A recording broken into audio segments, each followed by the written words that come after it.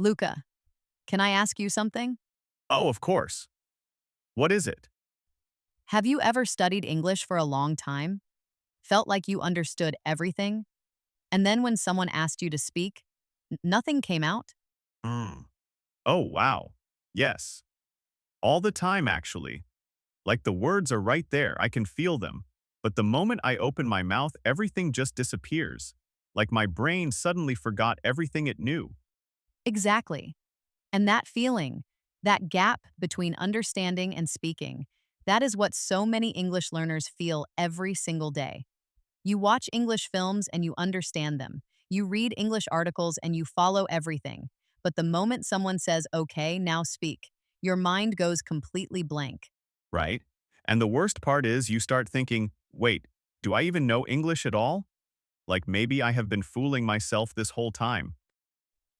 Oh, that thought is so common and so unfair because you do know English. The problem is something completely different. And that is exactly what we are talking about today. Hey everyone, welcome back to English Unlocked. I am Luna. And I am Luca. Really happy you are here with us today. So today we are talking about something that I think every single person listening has felt at some point. You understand English well, but speaking it feels like a completely different thing, like a door you cannot open even though you have the key. And if that sounds familiar, good. You are not alone. And there is a real reason why this happens. It is not about how smart you are. It is not about how hard you studied. It is about something much more simple, and once you understand it, everything starts to make more sense. Before we get into it, we have a quick question for you. When you try to speak English, what is the hardest part for you? Write it in the comments right now. Is it finding the words? Is it the grammar? Is it the fear of making mistakes? We read every single comment and we really want to know. Okay, Luca, let us get into it. Okay? So I want to start with something simple. When you learn English, almost everything you do is passive. You listen to music, you watch films, you read books, and all of those things are really useful. They help you understand the language. Right? But understanding a language and speaking a language are two different skills, and most people only ever practice one of them. Exactly. When you listen or read, you have time. You can pause, you can reread, you can think. Your brain is receiving information, and it has all the time it needs. But when you speak, there is no pause button. Everything has to come out right now. You have to find the word, build the sentence, think about grammar, and respond to the other person all at the same time, in just a few seconds. Wow, when you say it like that, it sounds really hard. Right? And yet, we expect ourselves to do it perfectly just because we watched enough films in English. Oh, I definitely thought that would work at some point. We all did. And look, watching films in English really helps, but it trains your listening, not your speaking. Those are two different muscles. Two different muscles. I love that, because if you only ever train one, the other stays weak, no matter how hard the first one works. Exactly. So someone can understand English really well. They get every word, every joke, but still find it very hard to say a simple sentence out loud. And that is not a failure. That is just what happens when you only practice one half of the skill. Right. You did the first half of the work. Now you just need to do the second half, And the second half is output. Actually speaking, actually forming sentences out loud in real time. which feels uncomfortable at first because your brain is not used to it. Very uncomfortable. But that discomfort is actually the feeling of learning. That is your brain building a new skill. So the discomfort is a good sign. It really is. It means something is happening. It means you are training the right muscle now. And you know what? I want to add something here because I think there is another reason why this gap happens that people do not talk about enough. Oh, what is that? Fear. Simple fear. A lot of English learners understand perfectly well, but they are too afraid to speak. Not because they do not know the words, but because they are terrified of making a mistake in front of someone. Oh, that is so real. I think fear is actually one of the biggest blockers, maybe even bigger than the skill gap itself. Completely. Because think about it. When you are reading an article in English and you do not understand a word, you just look it up. No pressure. No one is watching. You have all the time in the world. But when you are speaking and you cannot find a word, everyone is waiting, and you can feel them waiting. And that pressure makes everything 10 times harder. Exactly. Your brain actually works differently under pressure. When you are relaxed, words come more easily. When you are nervous, your brain kind of freezes, So nervousness is not just a feeling, it actually affects how your brain works. right? And this is why so many learners can speak much better when they are talking to themselves or to a close friend than when they are in a formal situation. Because the pressure is lower, the fear is smaller, and so the words come out more naturally. Exactly. And that is actually really useful information because it means the goal is not just to learn more words or study more grammar. The goal is also to get comfortable with the feeling of speaking, to reduce the fear over time. And the only way to reduce the fear is to do the thing you are afraid of. Speak, even when it feels uncomfortable. Even when it feels uncomfortable, because every time you do it, it gets a little less scary and a little more natural. So speaking practice is really about two things at the same time, building the skill and reducing the fear. Exactly. Both things happen together, and both things take time, but they do happen. That is really encouraging, because a lot of learners think the fear never goes away, but it does. It really does. Not completely, maybe, but enough that it stops stopping you, and that is all you need. Enough that it stops stopping you. I really like that. And I think the other thing worth saying is this: making mistakes is not embarrassing, it is brave, because it means you tried. It means you put yourself out there even when it was uncomfortable. Right? The people who never make mistakes in English are usually the people who never speak English, and that is a much worse place to be. Completely. A mistake means you are in the game, and being in the game is the only way to get better. So next time you make a mistake in English, and you will, we all do, try to see it differently, not as a failure, but as proof that you are doing the work. Proof that you are doing the work. Okay, so now let us get into our personal stories, because I think hearing real experiences makes this feel much more real. Agreed. And Luna, you go first. Okay, fine. Okay, Luna, tell me about your own experience with this. Okay, so when I was learning English, I was really good at reading and listening. Like, I felt very confident. I could read long articles. I could watch films without subtitles. I could follow fast conversations between native speakers, and I thought, okay, my English is getting really good. I am doing well. That sounds like a great place to be, honestly. It felt great until I had to actually use it. So I remember the first time I had a real conversation with a native English speaker. Not a teacher, just a real person talking to me naturally at a social event. Oh no. What happened? It was not good. She was asking me simple questions. Where are you from? What do you do? How long have you been here? And I knew the answers. I knew exactly what I wanted to say. But getting the words out in the right order at the right speed felt really hard. Like there was a wall between what I knew and what I could say. So your brain knew the answer, but your mouth could not keep up. Not at all. And I kept pausing, saying, sorry, how do I say this? And she was very kind about it, but I felt so embarrassed. Because I had been studying for years. I had put in so much time, and in that moment, I felt like none of it had worked. Oof. All that work, and then you freeze at the moment that matters most. Exactly. And I went home that evening feeling really low, thinking, what is the point? I understand everything, but I cannot say anything. And I almost gave up completely. Almost? Almost. But then I talked to someone who explained something that completely changed how I thought about it. She said, Luna, you have been training to receive English. Now you need to train to produce it. And those are not the same thing at all, Not the same thing. That is such a simple but powerful way to say it. right? And something just clicked for me in that moment. I had not failed. I had just been doing one exercise and expecting it to build a completely different muscle. And once I understood that, I stopped feeling embarrassed and I started actually doing the right kind of practice. And what did that look like for you? What actually changed?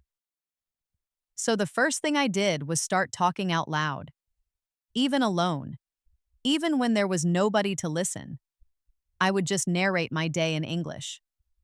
I am making coffee. I am walking to the bus stop. I am thinking about what to eat for lunch. Simple things. But I was forcing my brain to produce language in real time instead of just receiving it. No way that actually works. It works so well because you are training that muscle. You are making your brain find words quickly, and the more you do it, the faster it gets. Until one day you notice that the words come out before you even have to think about them. Wow. That is such a simple thing. But I can see exactly why it works. You are basically giving your brain reps, like going to the gym but for speaking. Exactly. And it costs nothing. You do not need a partner. You do not need a class. You just need to start making your brain produce language instead of only receiving it. And anyone can do that starting today, right now, even. Right now, I love that. Okay, my turn. Okay, Luca, what was your experience with this? Oh, mine was a little different actually. So I grew up watching a lot of English content. Films, YouTube videos, video games, everything in English.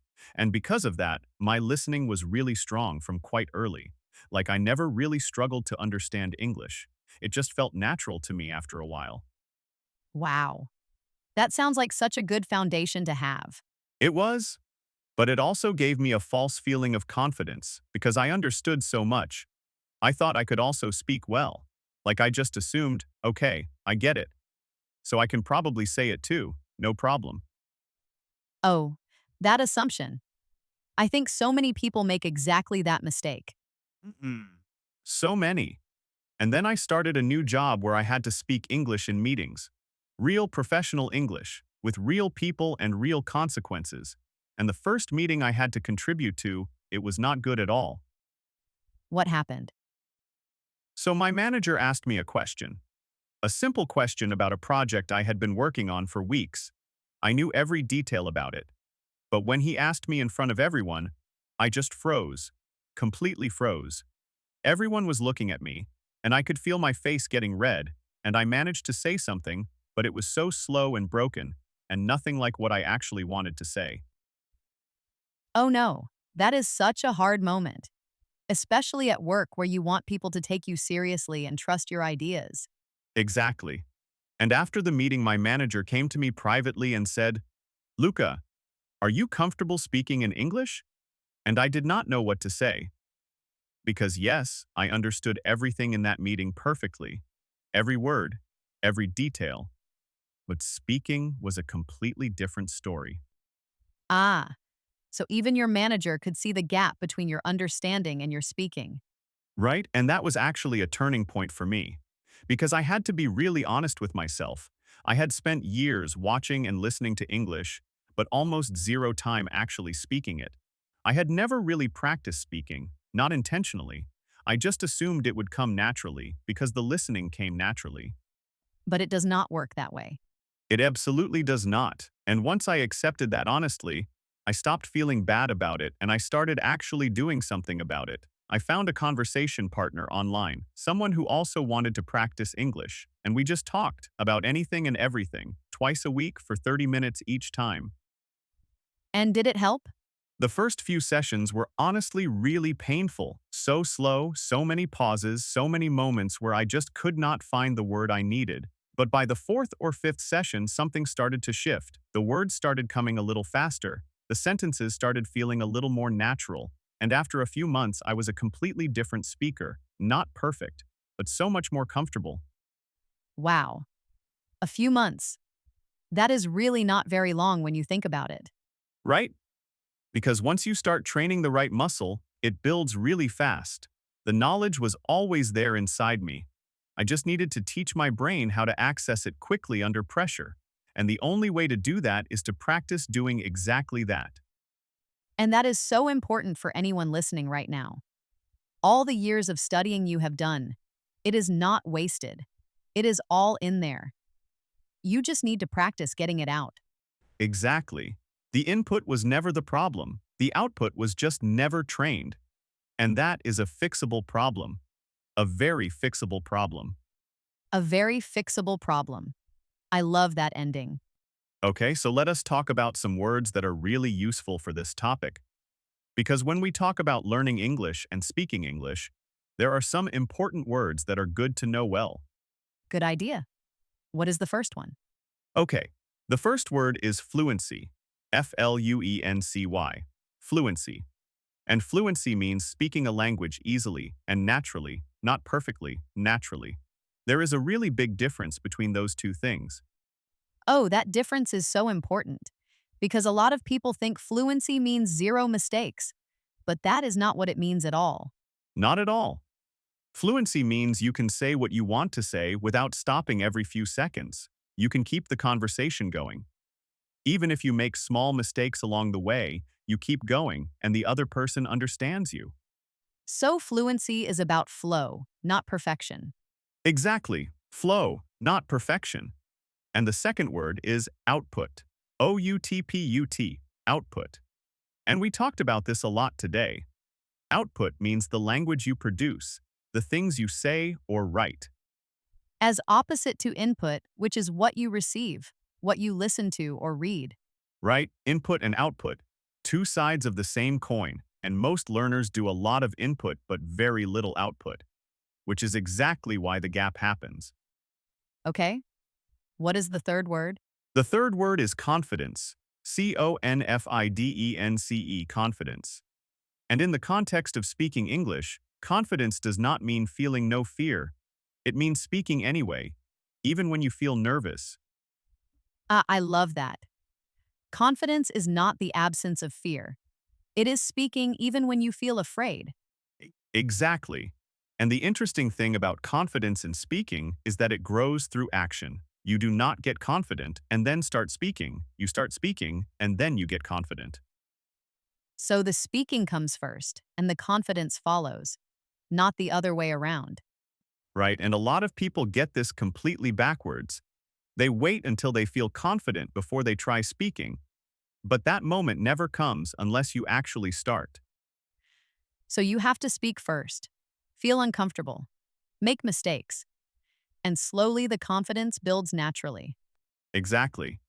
And the fourth word is hesitation. Hesitation. Hesitation means pausing or stopping because you are not sure what to say. And in speaking English, hesitation is completely normal. Every speaker does it. Even native speakers hesitate all the time. Right? The difference is that native speakers hesitate naturally.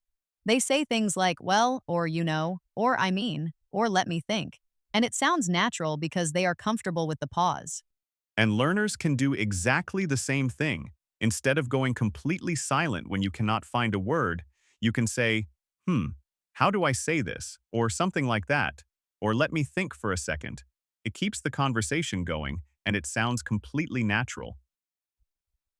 So hesitation is not a sign of weakness at all. It is just a normal part of how people speak. Completely normal. Every real conversation has it, and the sooner you accept that, the more natural your speaking will feel. Okay, so let us talk about what people can actually do. Because understanding the problem is good, but knowing what to do about it is better. Right, so tip number 1, talk to yourself out loud in English. Every day, even for just 5 minutes. And I know that sounds a little strange, but it works so well because you are making your brain produce language in real time, not just receive it. You can talk about what you are doing. I am making breakfast. I am thinking about my day. I am feeling a little tired this morning. Simple things, but your brain is practicing finding words quickly every single time. And it costs nothing. No app, no class, no partner needed. Just you and your own voice. Anyone can start this today. Tip number 2, Find a speaking partner, someone who also wants to practice English, and it does not have to be a native speaker. Sometimes practicing with another learner is actually better. Because you are both in the same situation. You both make mistakes. You both pause and search for words. And that makes it feel much safer to try without judgment. Exactly. And there are many free apps and websites where you can find language partners, people all over the world looking for exactly the same thing you are looking for. Tip number 3, stop waiting until you are ready. Because honestly, that moment never comes on its own. Oh, this one is so important. So many people say, I will start speaking when my English is better. But your English gets better by speaking, not by waiting until it is perfect. Right? You cannot learn to swim without getting in the water. At some point, you just have to start, even if the water feels cold at first. And yes, it is uncomfortable. And yes, you will make mistakes. But every single mistake is just your brain learning something new and adding it to your skills. Mistakes are not failures. They are part of the process. They are evidence that you are actually trying. Completely. And tip number 4, listen actively, not just passively. When you listen to English, a podcast like this one, a film, a conversation, pay close attention to how people say things, not just what they say. Notice the rhythm, the natural pauses, the way one sentence connects to the next, and then try to copy those patterns when you speak. Because speaking naturally is not just about knowing words, it is about knowing how to put them together in a way that sounds natural and flows well. And you learn that by listening carefully and then trying it yourself out loud. Ah, so active listening feeds your speaking directly. Everything connects back to practice. Everything connects, and tip number 5, celebrate your small wins. Every single time you speak English and get your point across. Even if it was messy, even if you made mistakes, that is a real win. Recognize it. Oh, this one is so underrated because learners are really hard on themselves. They focus on what went wrong and completely ignore what went right. Right? You had a 2-minute conversation in English with someone and you understood each other. That is genuinely amazing. But instead of feeling good about it, you go home thinking only about the one word you could not remember. And that negative focus actually slows your progress because your brain learns better when it feels good about what it is doing. Positive moments build motivation, and motivation keeps you going. So after every English conversation, even a small one, take a moment to notice what worked. What did you say? Well, what felt more natural than last time? What did you understand that you might not have understood before? And write it down if you can, because progress in language learning is slow, and it is very easy to miss if you are not paying attention. But when you write things down, you can look back and actually see how far you have come. And that feeling, seeing your own progress clearly, is one of the most motivating things there is when you are learning a language. Completely. Because language learning is a long journey, and you need fuel to keep going. Noticing and celebrating your progress is that fuel. So do not wait until you are fluent to feel good about your English. Feel good about it right now, at whatever level you are at today, because you are already doing something that takes real courage. You are learning a second language. That is not a small thing at all. That is a genuinely difficult and impressive thing to do. And every single day you practice, every conversation you have, every podcast you listen to, it is all adding up, even when it does not feel like it. Even when it does not feel like it, that is actually the most important time to keep going. When progress feels invisible, because it is still happening underneath, like a seed growing before you can see anything above the ground. Oh, I love that. You cannot see it yet, but something is definitely happening. And one day you will open your mouth and the words will just come out naturally without thinking. And you will think, oh, so that is what fluency feels like. And that moment will come for everyone who keeps going. It always does. Okay, so we have a question for you today, and we want you to really think about this one before you answer. Do you think speaking practice is more important than grammar study?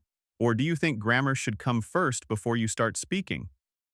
Because some people think you need a strong grammar foundation before you can speak well, and other people think you should just start speaking and pick up grammar naturally along the way. Write in the comments, speaking first or grammar first. We really want to know what you think, and we are going to read the answers and talk about them in a future episode. Because there is no single right answer here. Everyone's experience is different, and your experience and opinion matter to us. And you know what? I want to go back to something we said earlier about active listening, because I think it deserves a little more attention. Oh, say more about that. So, when most people say they are listening to English, they are just letting it play in the background, like music.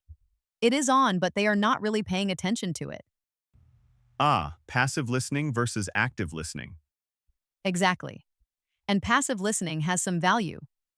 You get used to the sounds and the rhythm of the language over time, but it does not build your speaking the way active listening does. So what does active listening actually look like in practice?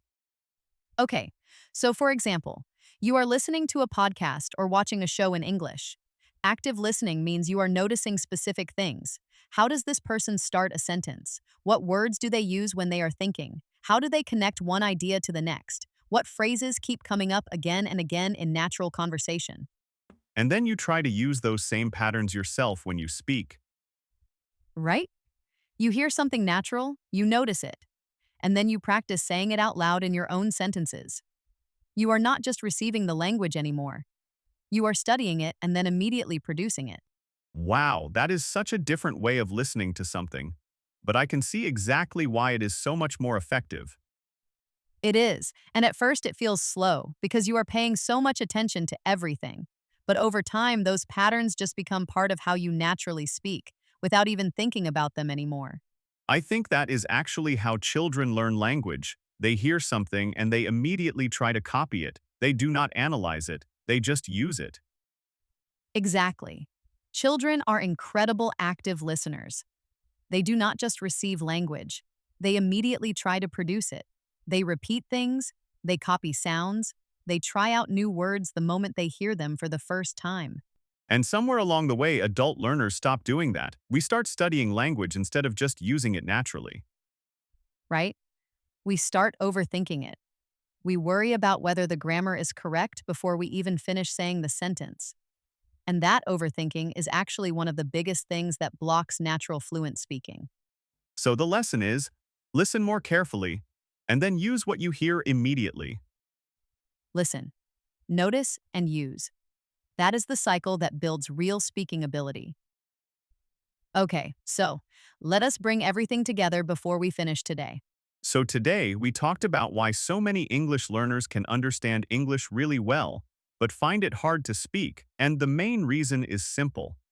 Understanding and speaking are two completely different skills, and most people only ever practice one of them. We talked about how fear is also a big part of the problem, not just the skill gap, and how the only way to reduce that fear is to speak, even when it feels uncomfortable, especially when it feels uncomfortable. We heard Luna's story about freezing in her first real English conversation, and how understanding that she was training the wrong muscle completely changed her whole approach to practice. And we heard Luca's story about how his strong listening gave him false confidence, and how a difficult moment at work finally made him start doing the right kind of practice. We talked about four important words today: fluency, output, confidence, and hesitation, and what they really mean for your English learning journey. And we shared 5 practical things you can start doing right now. Talk to yourself out loud. Find a speaking partner. Stop waiting until you are ready. Listen actively and celebrate your small wins. The most important thing to remember from today is this: your knowledge is not the problem. It is already there inside you. You just need to start practicing getting it out. And every conversation you have in English, even a short one, even a messy one, is building that muscle. So do not wait for the perfect moment. The perfect moment is right now. Okay, before we go, we have one final question for you. Think about the last time you tried to speak English. How did it feel? Was it scary? Was it exciting? Or was it both? Write in the comments, scary, exciting, or both. We read every single comment, and we really appreciate everyone who takes the time to share with us.